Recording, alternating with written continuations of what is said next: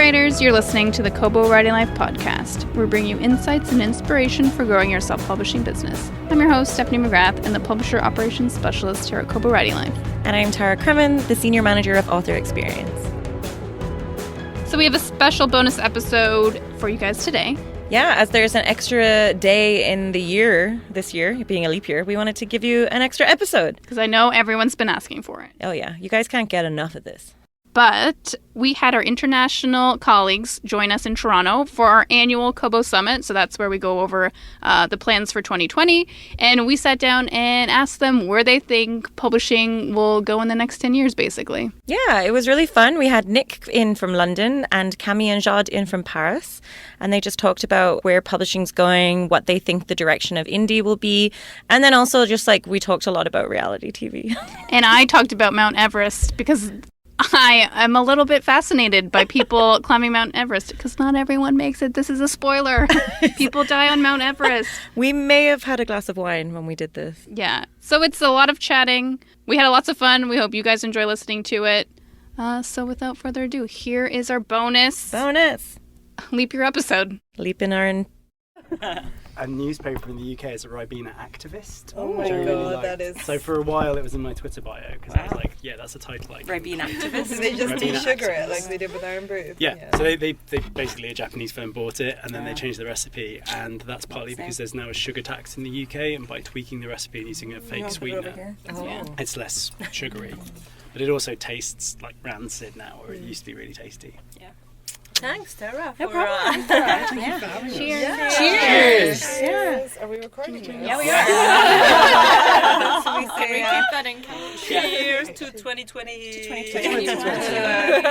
Kobo Writing Life. Do you know that in first edition, you don't have to cross glasses when you cheers, really? and you have to see each other in the eyes on your back? Irish people are bad at that because we don't love eye contact. We do have rules around, like, you can't cheers with water because that's bad. That is bad luck. Yeah. I guess that's an Italian thing. You have to make eye contact in Italy. Right, Steph, take So the lead. we'll start. So we have our remotes in the office this week. Our remote employees. Because sometimes it makes it sound like they're robots. Our employees that work around the world have joined us in Toronto this week, and we're going to ask them 3 questions.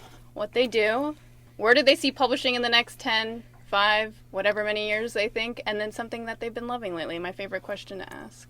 So, It could be anything. Song, book, dance. A random story, because I know exactly what I'm going to talk about afterwards. But who wants to go first?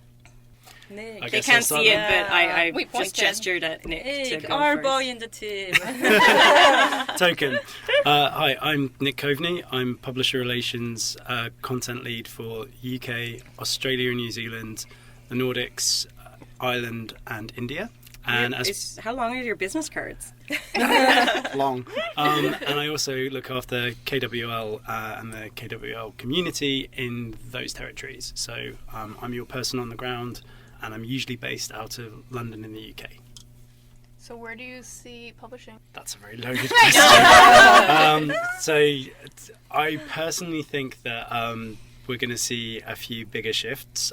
Something I'm really passionate about because of my background. I used to actually work as an editor and then a publisher for some UK businesses on the audio and digital side, so sort of specialising in audiobooks and digital product development and innovation. And I think the audiobook boom is only just beginning. So we're going to see a lot more indie authors looking to increase their audiobook presence and find better ways of taking that to market. As hopefully you already know listening to this, we do now have the great opportunity for Kobo Writing Life authors to upload audiobooks direct via the Kobo Writing Life platform.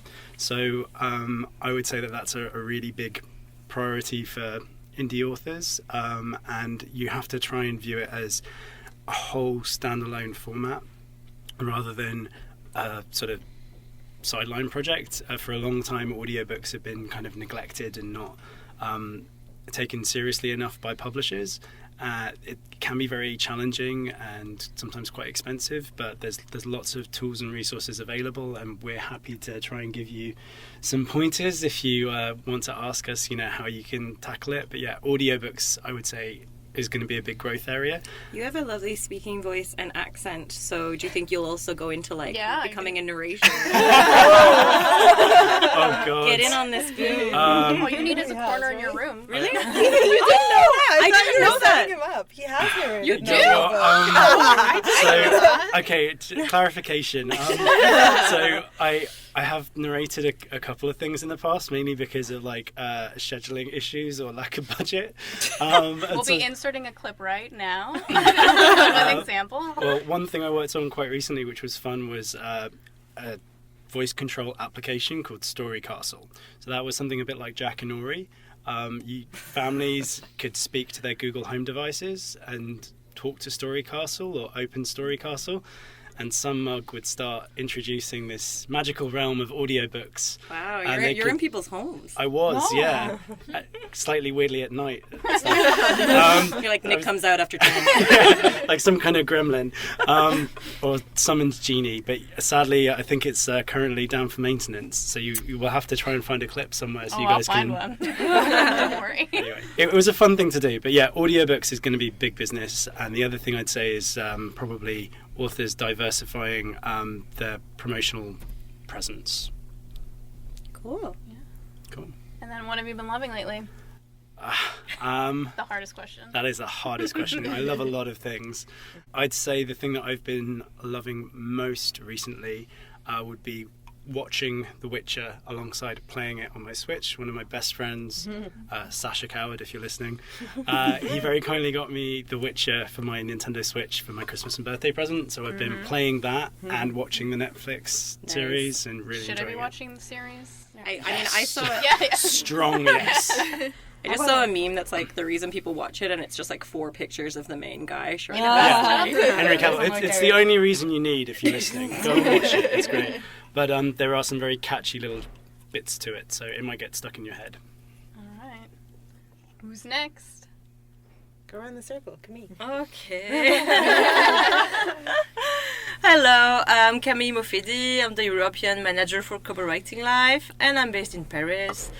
And I've been working with authors from mainly France, Italy, Spain, Netherlands, just to help them get on Kobo, start their publishing journey, and grow their readership on our platform in their local markets and elsewhere. So the one thing that I'm very passionate, and I think the girls know about that, is that I always try to remind authors that the world is a playground, so they should just think global as much as they can. And to answer your question, Steph, about the future of self-publishing, I would just say that this hasn't, it's just the beginning, that authors should always think global and take advantage of all the other markets. And we now see a huge trend in translation from English to non-English, especially in European markets. But I also think that the other authors should always think about, for example, for France, where are the other countries French readers can be, and try to just, market also those territories. Perfect. It's a great point that I think sometimes people feel like maybe they've missed the indie opportunity, like, oh, it's too late, it's 10 years in, but every year or two there's a new thing that people are doing. Yeah, exactly. And for example, on Kobo now we have a team, we work very closely with our local merchandisers, and we have the team which is now trying to get more synergy. For example, for French, now we have a global French team, so they work on France, Belgium, Switzerland and Quebec. I was going to ask you that. What other territories are people in? Yeah, so those are really the main 4 that we try to merchandise, where our authors can have their titles pushed. So it's always important to just, for example, think global also in your pricing. Price in euro, also in Canadian dollars, in Swiss franc. So really the global pricing is always my hot tip. And you have an episode on this podcast talking about going global, so we'll link that also in our show notes. And then what have you been loving lately? So I've been very impressed by a French series. It was the first season, and you've probably not heard of that, except for Jade. It was shown on Arte, which is a French and German. Yeah, Mito. It's like the pitch is. It's like a mom. She works hard in her work day. She takes care of all the household. She takes care of her 3 kids and even her husband, well, like the usual story. And then she just gets to forget about herself, and all the other people around her just forget. They take her for granted. And at some point she just gets like, one day she goes for a routine, medical routine, and she thinks she has a tumor. So she's really panicking, and she's handling it all by herself. And the doctor says, no, you're fine. So she's very relieved. But when she gets home, she has some scene where her husband just didn't pay attention to her, and then she's just so pissed off. Then when he says, what's wrong with you? She says, I've got a tumor. Oh. And so from there starts a whole new life where they all get to pay attention to her again and to love her again. And so for a while it's just like the best of the worlds, but she feels so guilty for her life, and she doesn't know how to get out of it. So it's like a comedy, but it's also kind of bittersweet. It was really interesting. What's it called? Mito. Mito? Yeah. Okay. And it's only the first season, so I can't wait for the next season to release. Maybe it'll be on Netflix, because I know they always do foreign TV shows. Yeah, what broadcaster is it on? It's only French... French TV. Yeah, French TV and French actors, so it's very French. It's on Arte, Culture Yeah. French TV. Yeah, it's the anti-Netflix probably, but that would be fun if they're able to get it at some point. Keep our fingers crossed. Sounds good. I'm waiting. That sounds good. You're next. Okay, I'm Joni. I work on the business team as an author engagement specialist, and you know me from this podcast. You may know me. You may know me from this podcast. I work a lot with our authors all over the world, but mainly North America. You're also our Scottish girl on the team. Yeah, adding more diversity to the team from Edinburgh. What else? Future of publishing. I think that we've already seen a lot of this, but I think we're going to see more merging of indie and traditional publishing. I think we're already seeing a lot more of that, but I think we're going to see less specifically genre-based indie published books, and we might see diversity of genres, maybe more nonfiction, more academic work in indie publishing. Second, Nick and Camille on audio and translations. That's a really big one for us. What have you been loving? Or if you have more always, things to say about publishing. No, I think that's it. You're just gonna have to cut all of this out. No! Kelly. Don't listen to her. I'm always late to the party. I watched Fleabag over Christmas, and you should all watch it. Everyone's seen it, Bloody right? love It's Fleabag. so very good. good. So It's good. so good. Particularly series 2. Yes. I haven't watched that yet. Oh either. no, you need to watch season 2. It's completely Get on different. it. It's completely different. I really enjoyed that. That is it for now. Stay tuned. Talkaholic Joni. I'm Tara Kremen. I'm the Senior Manager of Author Experience for Kobo Writing Life, and on the podcast from time to time with Steph, just annoying her and making her, I don't know. You sing the intros for me. The outros, yeah, we outros, do. yeah. We're kind of We like, have an outro. we do a bit of a sing-song sometimes. It's but, exciting. We'll see. We'll ask people. Maybe not. Yeah, so with the future of like publishing and self-publishing, I mean, I know we've all been glued to RWA drama. Dare I bring it up? But Yeah. yeah, You just did. I know. But I think that there's like obviously such a want for more diverse content, and self-publishing has been great because people can, you know, do it themselves, and like there is kind of more diverse authors out there and like books that are kind of featuring different characters. And I just think that traditional publishing is going to like catch up to this, and hopefully we'll see more of a global trend along that line. And then also in terms of formats, that subscriptions, like, you know, we've been talking about like Netflix, like where can we watch your French show? It makes sense that more and more people are going to be kind of paying monthly for things. And I think that's And where things will go, yeah. handy plug for Kobo Plus. Yes. All you can eat subscription service. Currently it's exclusive to the Netherlands and Belgium. But importantly, not exclusive. No, but it's Yes. a non-exclusive. Those are just the territories it's currently available. Just to clarify. Thanks, Jenny. No exclusivity. We don't push for exclusivity. We believe in a very open, transparent ecosystem that empowers you to get more from your content and find the widest possible readership for it. And we do have exciting plans in 2020 and going forwards to expand the number of territories which have Kobo Plus. So Yeah, and I think something important for Kobo Writing Life authors to know is that it's not like a pay-per-page read. It's from a revenue pool, so we're paying for kind of every minute that your book has been read. So everything is sort of covered on a broader basis. Yeah. And what have I been loving? So, I mean, Joni thought she was late to the game with Fleabag. I've just started watching The Real Housewives of New York. So I'm like 12 years late on this or something, or like... Oh, also when I was home in the Nine, UK, I I think. discovered Naked Attraction. oh my god, my Naked God. Attraction. is so full Let's on. discuss. My first interaction with Naked Attraction was. Can we explain it first? Yeah, yes. People don't know what it is. Yeah. Can I nominate myself? Yeah. Oh, Taking Brit. So, Naked Attraction is a dating show unlike any other, where Correct. a contestant comes out and looks at their prospective array of potential dates. They are all housed within these sort of like brightly coloured tube things. How have you seen it? It's on YouTube. Did you But- really have to ask? Steph is like YouTube I, queen I, over and here. I found this 2 years ago. I just want to say. Basically, they slowly reveal the prospective dates for the contestant. But the twist is that inside these brightly lit coloured tubes, the prospective dates are all completely stark bollock naked. And it is quite a brutal and like forensic process because They only show you partial parts of the Yeah. body as you slowly so make your it's way up. it's phased. The first thing that happens is that every person who's a prospective date has to reveal up to their midriff. And Whatever- they zoom in. Whatever is there is zoomed in and then critiqued by not just the contestant but also the host, and she can be quite brutal.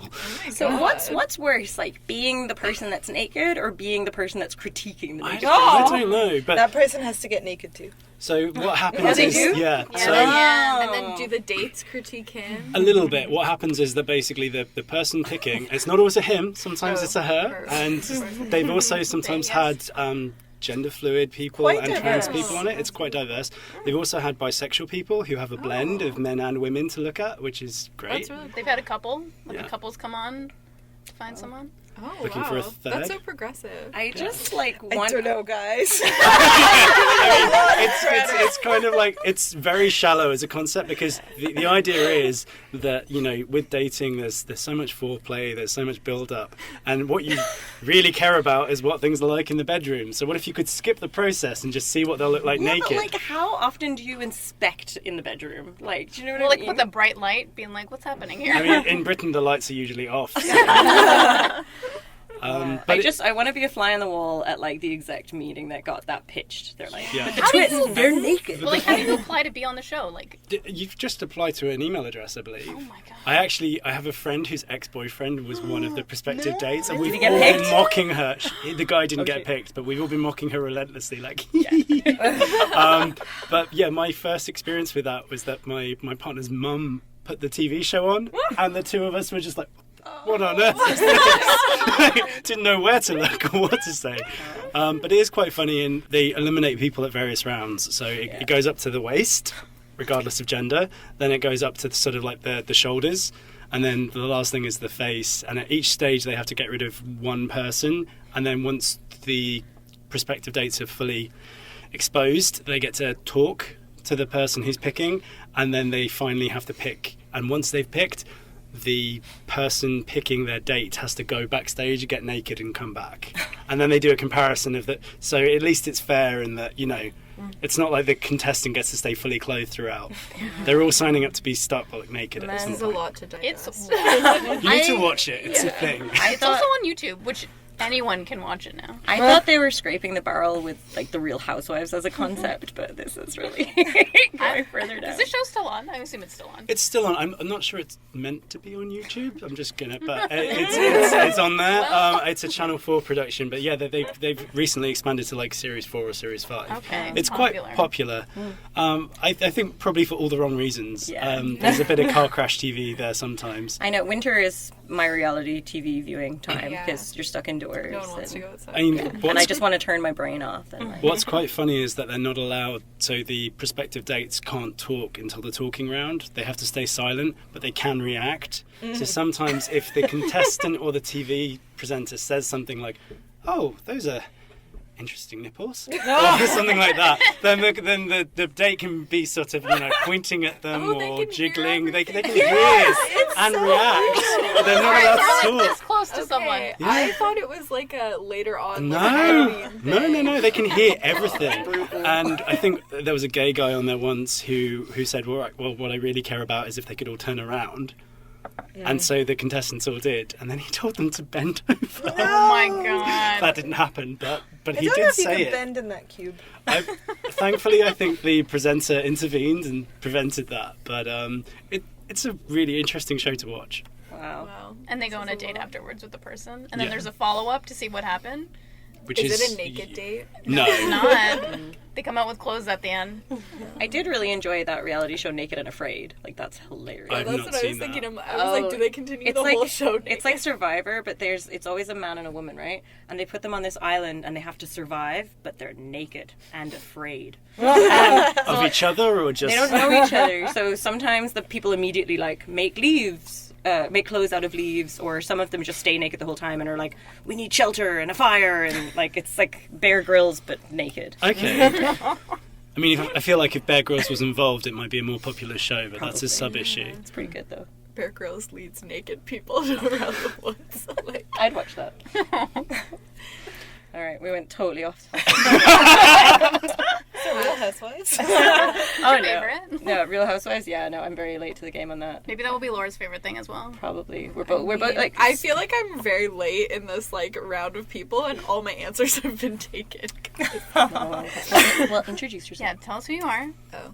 Hi, I'm Laura, and I'm the other author engagement specialist with Joni and the Kobo Writing Life team. I do a lot of promotion stuff with Shayna, who's our merchandising lead, and I also do a lot of the one-on-one author support and tickets, and I also do a lot of banking stuff. I'm making sure authors get paid on time, very important. And I do our social media as well. So I do our Facebook, Twitter, and Instagram. Speaking of, just gonna snap some pictures. God, okay.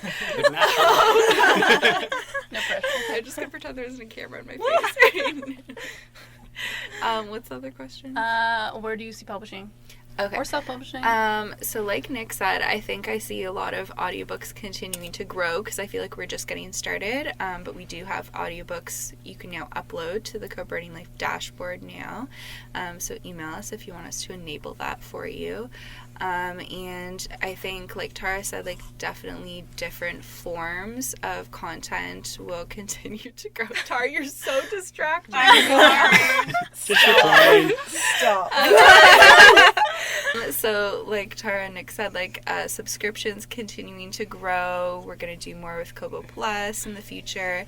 And I think we're all right now competing with Netflix and other forms of like social media and stuff for people's attention. So definitely new forms of storytelling as well. We've done a little bit with Viber and Viber Shorts before, so I think more stuff like that to come in the future too. Yeah, and I think there's a podcast that will either have gone out or is coming out soon about different story types. Coming. With Kilby Blades. Yeah, Oh, okay. yeah, where she talks. I mean, I wasn't there, but I assume she talks about like the different story different platforms. formats, like so, Yeah. like with Viber and like Tap and like. good. So listen to that episode because she talks a little about different storytelling formats that are really interesting. And also what the like- teens like, you know. Yes. Who was the lawyer that we had that talked about where she sees... Maggie. Yeah, Maggie Marr. Okay, we'll add that in later. Oh, okay. This will be good. And what's the other questions? Oh, what I recommend authors do, take advantage of our promotions tab. So if you don't have that, email writinglife@kobo.com and we'll enable it for you. I'm in there weekly updating and adding different promotions, so make sure to keep an eye on it frequently. And like Camille said, remember that we're a global platform, so make sure you have like around a nice pricing in all currencies, not just USD or CAD. And if you're doing any Facebook ads, make sure you're directing them not just to the US, but to other territories that we reach as well. And really making use of like our partner stores, so you can always grab your link from like Fnac or any of our other partner stores and use those on your ads as well if you want to target those customers. Yeah, and in terms of promotions as well, just to say, if you're an author that has like a great idea for a promotion that you'd like to do, reach out, because Laura is like the wizard that makes those ideas exist. No pressure. But yeah, I'm always willing to like experiment with different types of sales. So if you're in the promotions tab and there's a sale that you'd really like to see that's not there, feel free to email us as well. And I'm happy to talk it over with you and maybe try something new. And what am I loving right now? I'm also getting into Real Housewives at the same time as Tara. So I guess that's what I'm loving, but also in general, just, I guess, loving Bravo shows. So watching Vanderpump Rules, Housewives. I blame Steph for all of this. Yeah, it all comes back to Steph. Blame or Southern thank. Charm. Southern Charm. Just like Tara was saying, the shows that you just like turn your brain off and watch. Sometimes you need some entertainment. I'll be happy at the end of every episode. That's why I watch it. It's just entertainment. I know, I've gone on many Reddit holes after Real Housewives. It's been good. We should talk more about we it. definitely because we're around the same time. I think we're both on season 4 right now. Yeah. Think Just about your finished season 4. Real Housewife tagline, and then you can come back to me. All right. Okay. Shut it. Yes, I'm the last one. I'm Steph has to answer too. Oh, true. Oh, do it? Oh yeah. So I'm Jade Baudin. I work on the French team with Camille. I'm very new in the team because I only started like 10 years ago. So it's very fresh. And I apologize for all the mistakes I'll say during this podcast. I live in Versailles and I'm a catalog specialist from France. That means I'm help Camille to growing the Kobo Writing Life author base in France. And organize a lot of stuff around this, like masterclass, both on book fair, writing stuff for the social media, so authors can have a second voice to talk with. And it's very new, so I have to build my post. And about the future of self-publishing, I came from self-publishing myself because I was published by publishers, and after this I self-published my books. Because I am a fantasy writer, so it's kind of difficult in France to publish fantasy or science fiction books, so I prefer to do it myself. And it's kind of funny because I was like the only one author on book fair, and I'm not making traditional book fair, but more like Japanese convention. And in France, you have a lot of comic book artists who made a convention. And they are very great self-publishing authors. They are super professional. And it's very impressive, but it's not at all common for usual self-publishing authors. They don't know how to make this. So I think we have a lot of authors in France who are just not ready because they don't know by where to start. And Kobo Writing Life is a very good platform to start with, as Camille helps them to understand the market, how they can reach their target and their public. So I think in France it's very new and fresh, and we have a lot of authors who can come in Kobo Writing Life. So I'm super curious to see this grow. Do you want to tell them what other writing you used to do as well? Sorry? What other writing that you did? I did a lot of stuff because I was also a comic book writer. I work on video games. I work with Cyanide, Ubisoft, and B-Move on visual novel. So I write on a lot of stuff. A little bit of everything. Yeah, that's awesome. It sounds amazing. Yeah, so I'm curious about everything. So I love to write everything because I wrote fantasy, romance, science fiction, post-apocalypse, everything. I just love to write in general.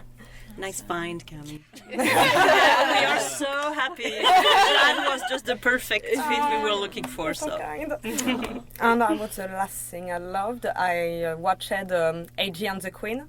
Because my mom keeps telling me it's the best thing ever. Super cool because I'm a fan of RuPaul Drag Race, and I was super curious about this new show with RuPaul, and it was very, very good because I was thinking myself it will be a comedy or feel-good TV series, and it was a lot more than that. It's super inclusive. You have a lot of serious stuff in it, and it's super cool and kind and shiny.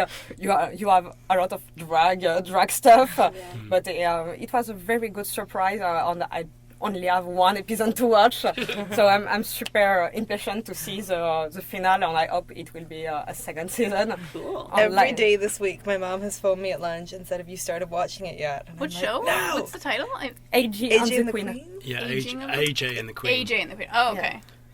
That's on my list of things I need to hit. I have recommend like it. It's a Netflix hit list, and that's like really Yeah. high up there. It's a lot more than just a comedy.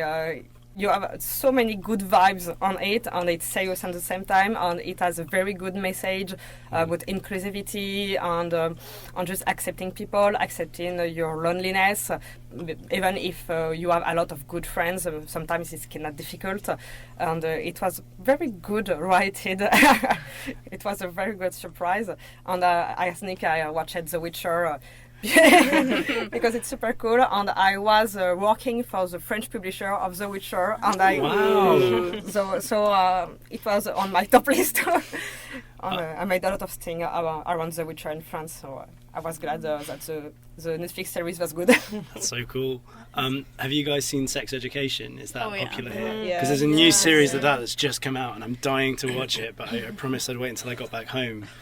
So that's like on my list of things I'm burning You have to to watch. watch the things that are available here, but not in the UK while you're here. Yeah. I always have to do that when I go home. And Is there? I mean, I guess Schitt's Creek, but I'd probably be murdered in my bed if I watched that early. Oh, it's so funny. I haven't watched it, but everyone loves it. Yeah. it doesn't look good. It's really good. It grows on you, much It like a grows on you, benign yeah. cancer. You have to give it time, and then Okay. you fall in love with it. Eugene Levy, come on. It's nice because it's like a family production. So it's got Okay. Dan Levy and Eugene Levy And create his, it. and his daughter Yeah, is and his daughter acting in it. works. Yeah. Okay. Yeah. It grew on me a lot. Yeah, the first few episodes I was kind of unsure, but yeah, it gets really into it. It's really funny. and Loved him. I mean, Catherine O'Hara is hilarious. she's she plays the most amazing. over-the-top diva imaginable. Her brother lives in Toronto. I see him all the time. Yeah, and He's always just like, all I'm filmed Catherine near O'Hara's Toronto, brother. too. I mean, if you were her brother, you'd have to bring that up every time. Have you watched Please Like Me? No, I've never heard of that. It's on Netflix here. It's Australian. Okay, You I need should to look watch at it. that. It's really, really good. And you see that I'd be allowed to watch because no one's ever heard of it. Yeah, so it's fine. it's all good. We've talked a lot about TV shows. Is there any books right now that anyone's reading that they want to talk about? The Witcher. Oh yeah, like adaptations. I know you had a specific book to screen. Oh yeah, That you were like- I had a lot of thoughts, a lot of strong feels in December about His Dark Materials to begin with, which has been one of my reread those. lifelong favourite series. I'm actually midway through Secret Commonwealth at the moment because I've been so busy since it published that I didn't want to rush it, so I've been taking my time. Fair. I'm enjoying that, which is let me get this right. It's the fifth book in the series because he published His Dark Materials trilogy and then added the new Book of Dust series on top, and this is the second book in that series of 3. Cool. So that's great. And then the other thing was Dracula, which was so over the top and outlandish, but I loved it. It's very, very dark and subversive, and also quite like openly and brazenly queered up in the first 2 episodes. The third episode, they make a lot of interesting choices. I have to watch that one. We're back to TV. Oh, we had a work field trip to Little Women, which we loved. Yeah, so good. And in Ireland, they celebrate Women's Little Christmas, which I like to call Little Women's Christmas. So the KWL team had a field trip where we went to the movies to watch Little Women, and it was good because that was my favorite book as a kid, even though I misremember it because I thought Beth died. Okay, fact for everyone listening. Have you read it? Yeah. Doesn't she do Okay, so in the UK, Beth has scarlet fever and gets over it. In America, they have a different version where they've merged. Yes. Oh my god! Sorry. They put Good Wives and Little Women together and they sell it as one book. So you know in Friends when they're all like, oh, Beth dies, and I used to sit there going, oh my god, She doesn't know. Nobody do research. And then I moved here and everyone would persistently repeat this nonsense. And I was like, you know she doesn't, right? And then somebody was like, no, she does. We did. I brought my childhood book of Little Women in to prove it to her. I wish I was here for that. I wish I'd physically been there to see the book off. Yeah. But it's well, amazing. I literally was like, look, Joni, you're wrong. And then she like actually flicked through it and was like, no, Tara, she's still alive. And I was like, all right, yeah. But then also Wikipedia, like it's a real thing. So Friends did not have horrible researchers. Everyone in the US is not wrong. But they're not right either. But to be fair, it is actually it's an American book. So. I know, that's the thing. Like she's an But American writer. when she originally wrote it, no, Beth did not die. And then the publisher wanted her to do a sequel, so she wrote Good Wives. And I don't exactly understand how Good Wives and Little Woman became one book here when they're still Laziness? No, but like it's not like a bigger book. I don't know. I don't exactly get that part. Okay. Doesn't she have a second book, Little Men? Oh, that's well. The second book is Good Wives, and then Little Men is a whole other book. Okay. I don't know. I really want to know now how many other book series have this, where, you know, like there's one edition out there where one thing happens and then a slightly abridged or edited version. What's that book at the moment where the 7 lives of something or other? There's like 2 books by the same name. 7 Lives.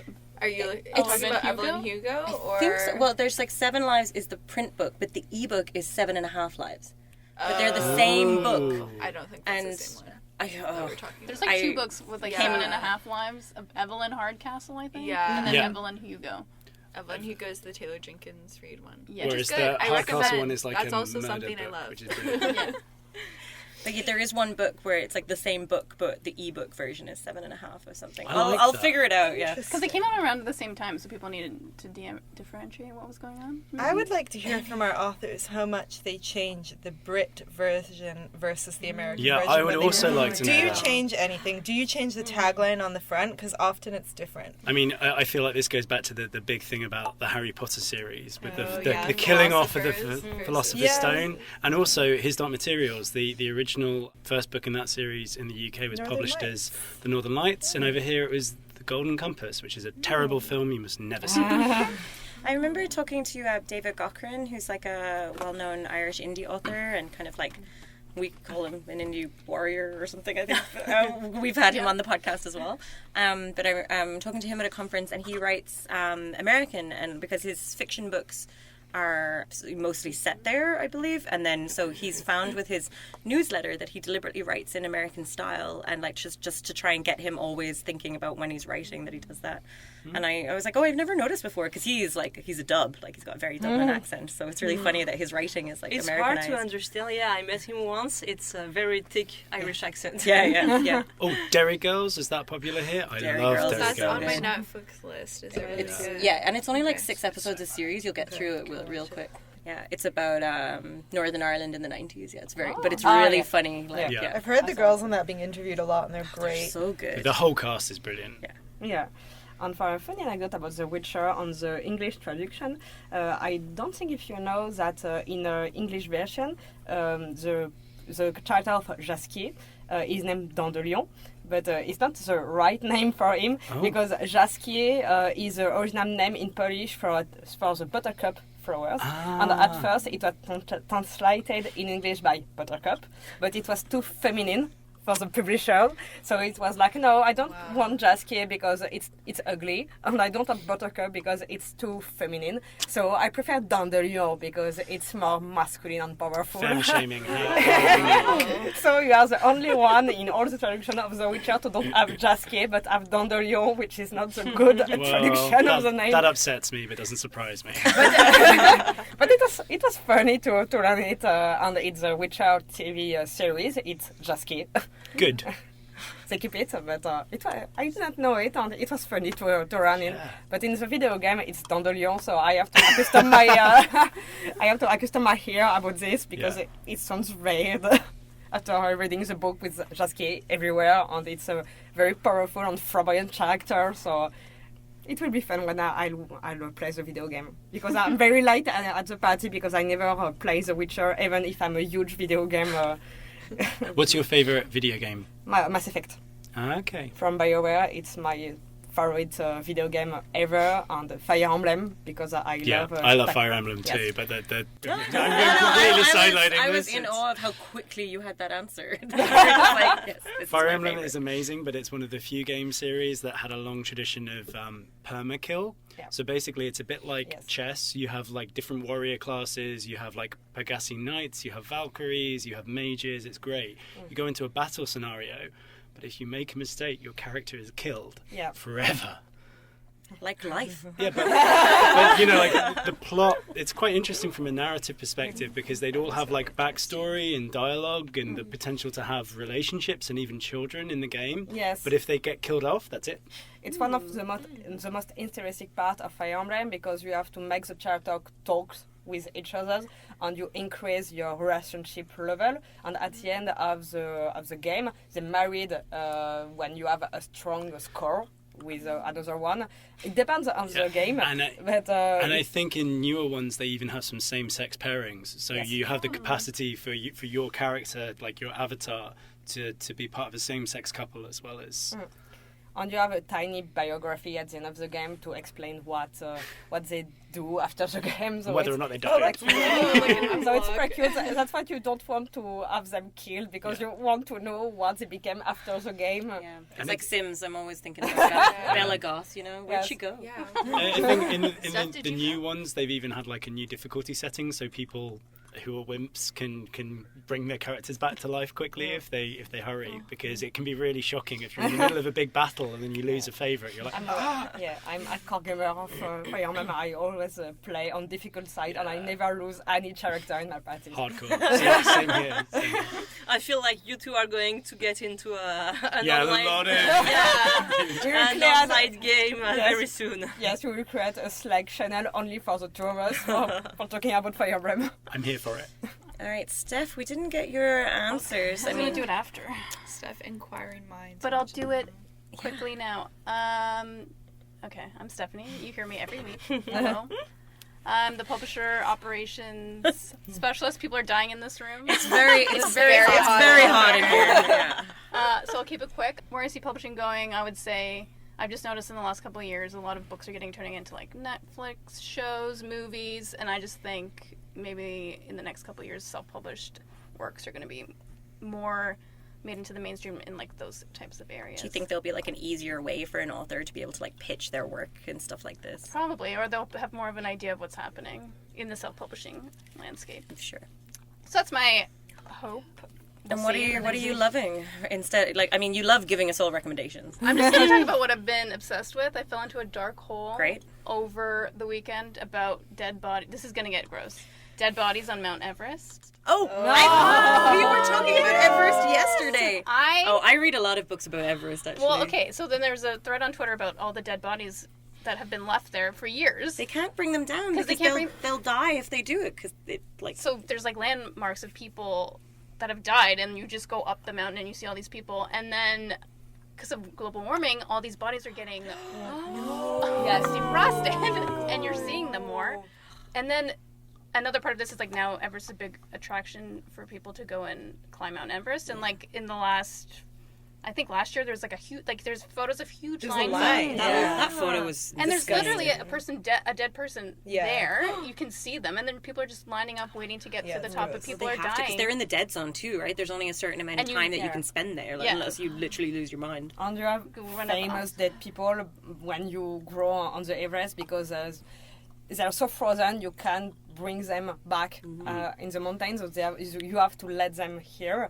And some of them are very famous because of the color of the clothes. So it's target. I It's don't like know how to- like a marker. You're Yeah. like, where are you? You're like, I'm by the green guy. Yeah, Oh, exactly. it's so gross. Why are people continuing to do this? Well, it's not Kudos. even that they're doing it, but, But it's it's like not there's even not special anymore. It is still the tallest mountain. But And no it's, one it's has still the skill high risk. anymore. Like you can still die. People do. I mean, K2 is a much more dangerous or challenging mountain to climb. Apparently, like technically, Everest is difficult, but not that difficult. Apparently, It's just the yet. highest, right? yeah.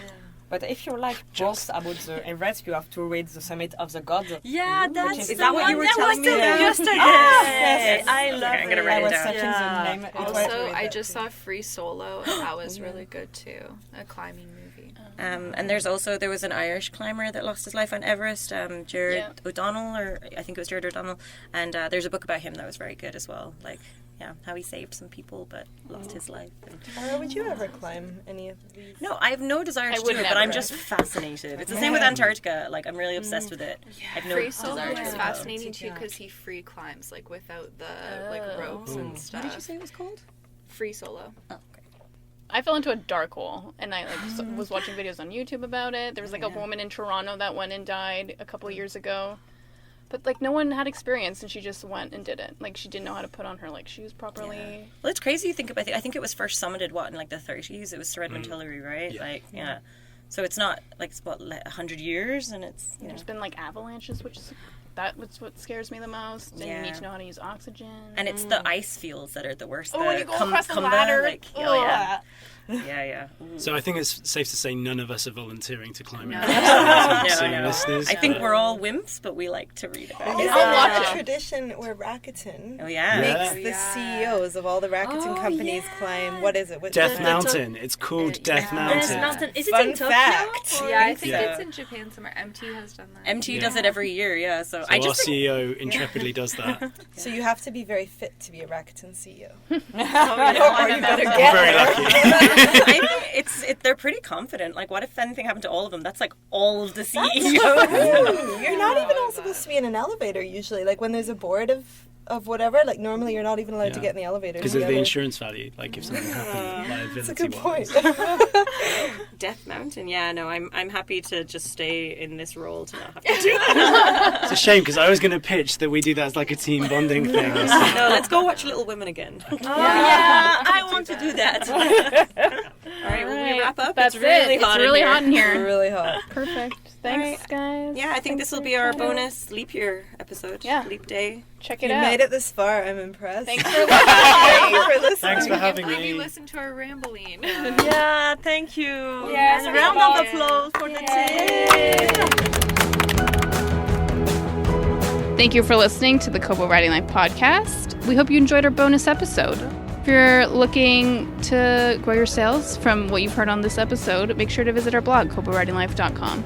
And if you enjoyed our podcast, please don't forget to rate, review, and subscribe. It helps other listeners find our podcast. This episode was produced by the Kobo Riding Life team. It was edited by Kelly Robotham, and music is by Tearjerker. So special thanks to everyone involved. So Steph, thank you personally. Oh, you're welcome, everyone. And thanks to Joni, Laura, Nick, Cami, and Jade for being involved. It was a lot of fun. And you, Tara. Oh yeah, I was there. She was there. If you're ready to start your self-publishing journey today, sign up for free at kobo.com/ridinglife. Until next time, happy writing.